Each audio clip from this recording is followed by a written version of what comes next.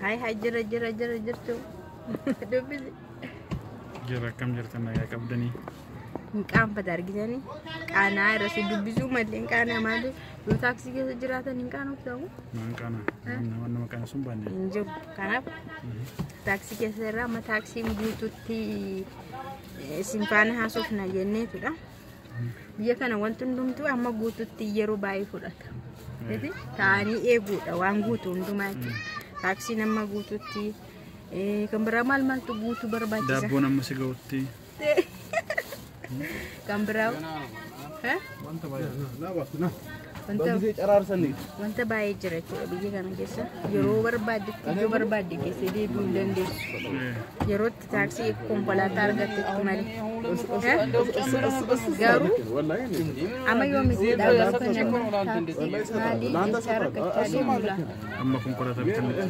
Konkolaataa amma bitamutti. Mucayyoon tokko jabaadha konkolaataa bitadhaan jettee maanuun bittu isheen. Itu ama dolar iba nu erga ni binum bitan. Nam di batok atau dolar iba nu erga? Bit. Mereka nam ni bit aku dolar iba tu nu erga mu nu bit. Nargo nare kane account banan tikennan nu.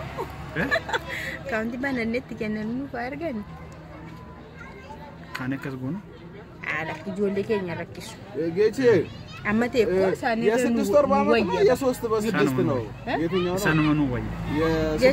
isaanirra nu wayyaan jedhe.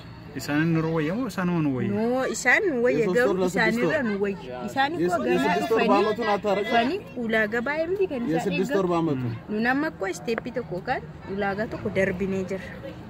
Gaa'ela dhaabbanni irra tokko mucaa tokko godhannee lama jalaa waan baay'ee jalaa. Daddarbarree kana wanti ganaa nutti ulfaatu hin jiru. Iddoo ma jiru irra dhaabbannee sisirreeffachaa deemu malee waan ganaa lafaa ol kaasnee lafa qofforanii maal jedhama akka ijaarsaa konistirakshinii ganaa lafa qofforu maaliidhani? Beezimentii kaa'u ganaa dhagaa bu'uuraati. Dhagaa bu'uura. Isa kaa'uun nu biran jiru ganaa ijoolleen keenya achi dhufanii ganaa waan baay'eetu isaan eeggata ulaagaa baay'ee kanaaf baasii sinittiin daballu enne sinii dhiisni. Dhibba tokko tonoo darbatan illee hin jibbu. Laaki ijoollee kana rakkisii dhugaa. Ijoollee kana moo hin rakkisi. Aannan beekaa fi akkamitti akka isaanii doolaaritti argatan waan an beekuuf akka isaanii birrii baasan hin barbaadu. Argitanii miti waan argadheen didu jedha jira. Angaruu akkamitti akka doolaaritti dhuftu birrittiin dhuftu waan an beekuuf never ever birriin keessanii eenyumaaf illee akka nyaatamtu akka kennamtu sin barbaadu. Isaan bari birri batoo rafiin birrii sana argatu tokko arraba intaanii arrabsamu lama. Ilaalchan taane ilaalamu sadii amma mataan isaanii dhukkubee amma hamileen isaanii dhukamutti bakka garaagaraatti ergamaniitu hojiilee hojjetu. Gaafa dhaqan gosan mana tokkoon nama tokkoof mana tokkoof dhaqu garuu booda mana zarmaan zarii dhaqanii hojjetu. Mana haadhaa dhaqu, mana obboleettiin dhaqu, mana hiriyaa dubartittiin dhaqu eessan hin naqu jechuudha. Akkattiin birrii sana argatu haramadha. Halala miti harama. Namni birrii isaanii nyaata illee barbaraan sammuun isaa nagaa hin argatu. Akka nama saree lakkafame. Haa nyaata malee birriin achi dhufee namni nyaate garuu baay'ee rakkisaa. Hin abaarama namni sun eebban argatu barbaraan dhugaa waaqa birriin sun akkamitti akka dhufu ayidoonno. Ani garuu tu'anaa danda'ame itoo hin beeku ta'e birrii isaanii hin nyaatamtu. Garuu maal beekta? Gubaa sana namuma gubateetu arga malee warri biyya ammaa zannaxanii jiraatu itti bareedee uffatanii jiru.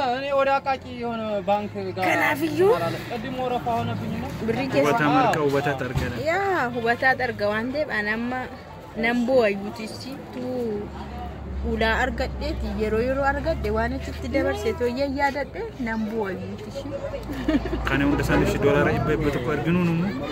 Maal ta'u ergine tokko baannee moo dhugaa waaqa. Tokko baannee moo bismaa namuma tokkoof illee ispoonsara tootaanii biyya sana keessaa baasnee waan tokkodha. ሁለት አይነት ነው አይገዛው kana sinin jana ma taxi nama guututti sinfaan haasuuf na jenni waada sinin galleerra meesti amma ga taxi dadhabaa oolee zuuraa oolee deemaa oolee jechuudha gara qe'ee keenya gara mandara keenya mana keenyaatti gallee jirra harra jechuudha kanaaf amma maal jettee ni bee waa'ee doolaarii akkuma beektan doolaariin illee baay'ee ol ka'aa jirti. Waddaddeetti garmalee baay'ee. Itoophiyaa keessatti nullee doolaarii keessan akkan barbaanne beektu sin ijoolleen jaalala damma makatatan. Isaanii taasa'uu malee. Jaalala jaallatatan nu qaldumaaf jennee garuu doolaarii keessan bakka qubna gara olchadha. Ameen. Bakka sirrii ta'e jechuudha. Maatii jedhanii waatii jedhanii maal jedhanii yeroo ammaa qesaase sun sirrii miti. Bara kana keessa amma sababa waan garaagaraa ol ka'ee fi ijoollee keenya irratti rakkoon baay'ata jedhee yaada. Rakkina jira maali jira dhaniitti dhadhaamachuu hin danda'u. Maatiin baay'ee namni baay'een illee yeroo kana sinii yaadachiisa. Innumti gaaf tokko illee sinii bilbilee hin beekne.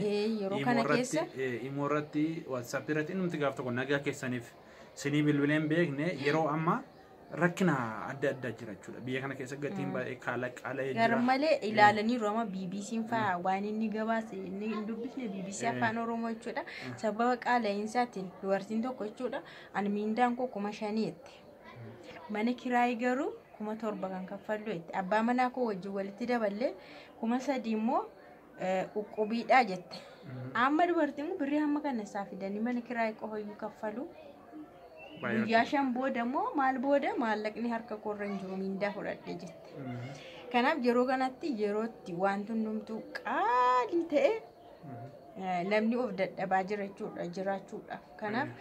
Kanaaf yeroo kanatti gaa namni maal jedha beektu firoonni keessan maatiin keessan sinittiin babarreessuu danda'u, sin dubbisuu danda'u, ergaa gaggabaabaa sinii kaa'uu danda'u. Yeroo kana garuu sin jala diduu qabdu jechuudha. Keessumattuu amma namoonni isin fayyadanii fi namoonni isin fayyadanii illee jira. Fakkeenyaaf unumallee amma ishee akka qimitti magaalaa Finfinnee kana keessa mana kiraa kaffallee waan mucaa'inne waan bishaan waan nyaata waan dhugaatii waan ibsaa kana gidi waan tiraanspoortii jira tiraanspoortii biyya kanaallee beektanii kana kaffallee jiraanna maatii miti keenya innumti dur nu beekne maquma abbaa keenyaa dhaate maquma haadha keenyaa dhaate ani ilma abaluuti ani adda keef akkasidha ani obboleessa keef akkasidha haadha keef akkasittiin oola maal jedhee nuti billola jedhu unumatti illee waanuma jirudha. Noi garuu ofiifillee ta'uu dadhabneerra maatii keenyaaf haadhaaf harmee keenyaafillee ta'uu dadhaba namni hin dadhaba jechuudha. Biyya keenya keessa jiraachuu galii guddaa nama qabu sirriitti of danda'ee jiraachuu galii guddaa barbaachisu jalqabe. Kanaaf nunillee nu gaafachaa jiru jechuudha. Ammasini namni biyya Arabaa jiru yeroo baay'ee namni waanuma lafa qarshii ammaaru sanatti fakkaata. Doolaaris waan yeroo jedhamu akkuma biyya amma fakkeenyaaf doolaarii 5,000 6,000 miti sinii kaffalamu. Siniif doolaarii 2,000 yoo baay'ate miti ree doolaarii akkasuma doolaarii 10,000 fa'aa waan sinii kaffalamu fakkaata namni keenya baay'een beeku. Doolaarichi baay'ee manazarama birrii baay'ee qabu jedhaniiti yaadan. Kanaaf koostar qonxoot jechuun qabachuun yeroo ammaa bakka jireenyaa qabachuun. Nunillee kana sin gorsuun miti garuu kan dhufne siluma jiraanii doolaara 100 nuufaa erganii jennaan. Never in jedhen anatu. Ever jette. Never ever. Ijoolleen kun akkatti isheen fiddunatu beekaan jedhen jechuudha. Kanaaf isin gana waan baay'ee isin eeggata waan ta'eef maatii keessanis taanaani amma tokko jiraataniiru bakka barbaadan yoo baatan illee isin dursaniiru. Dhugaa dubbachuuf amma. Isin garuu gana waan baay'ee tokko jettanii jammartu waan ta'eef serious. Dhugaa dubbachuuf anutillee amma barana waan baay'eetu nu qunname jechuudha.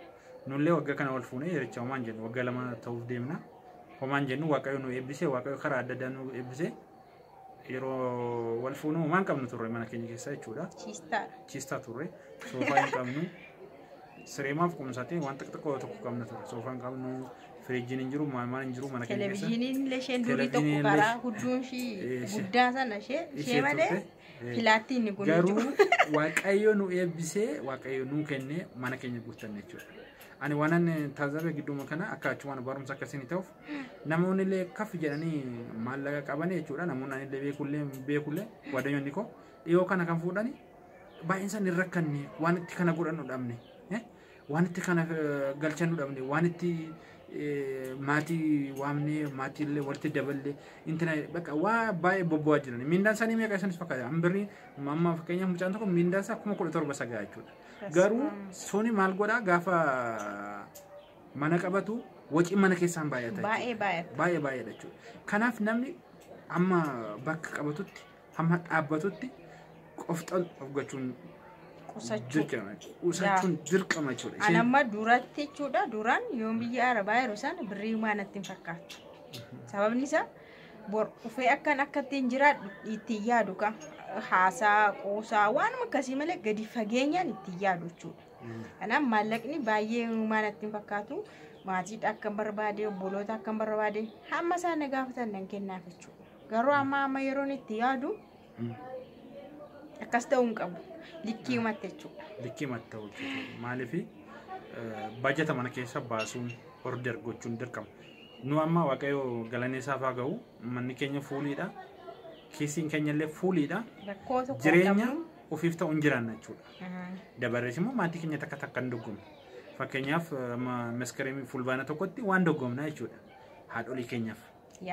Abboolii keenyaaf.